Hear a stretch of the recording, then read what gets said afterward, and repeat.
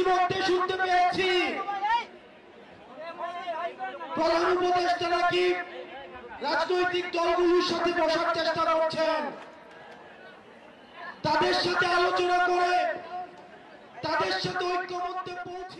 সাবেক রাষ্ট্রপতি মোহাম্মদ আব্দুল হামিদের গোপনে দেশ ত্যাগ নিয়ে দেশ জুড়ে চরম উত্তেজনা বিরাজ করছে। গত 8ই মে 3:05 থাই এয়ারওয়েজের একটি ফ্লাইটে ব্যাংককের উদ্দেশ্যে দেশ ত্যাগ করেন। যদিও কিশোরগঞ্জ সদর থানায় তার বিরুদ্ধে একটি হত্যা মামলার বিচারাধীন রয়েছে, তথাপি কোনোরকম বাধা ছাড়াই তিনি ইমিগ্রেশন পেরিয়ে বিদেশে পাড়ি জমান। এই ঘটনা সামাজিক যোগাযোগ মাধ্যমে ব্যাপক প্রতিক্রিয়ার জন্ম দেয়। শুরু হয় আন্দোলন, বিক্ষোভ।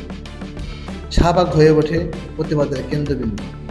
জাতীয় নাগরিক পার্টি এই নেতাকর্মীরা প্রধান উপদেষ্টার বাসভবন যমুনার আশেপাশে জমায়েত হতে থাকে।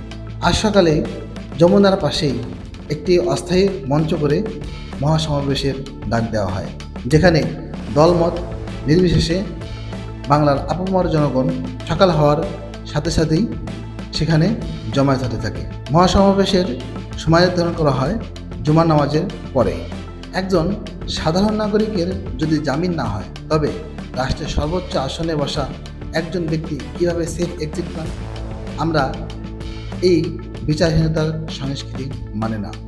এছাড়াও 2013 সালের শাপলা চত্বরে হেফাজত কর্মীদের নিহত, জুলাই আগস্টে শত শত শহীদ এবং আহতদের বিচারের দাবি সহ বিভিন্ন সময়ে বাংলাদেশের মাটিতে ঘটে যাওয়া বিভিন্ন হত্যাকাণ্ডের এবং বিচার বহির্ভূত হত্যাকাণ্ডের বিচারের দাবি তোলা হয় এই মঞ্চ থেকে। দুপুর গড়িয়ে বিকেল হলে শাহবাগ মোড়ে ব্লকেটে চলে আসি সবাই। একটি সংক্ষিপ্ত সমাবেশ হয়। ঢাকা বিশ্ববিদ্যালয় ও আশেপাশের অঞ্চল থেকে দলে দলে মানুষ এতে যোগ দেয়।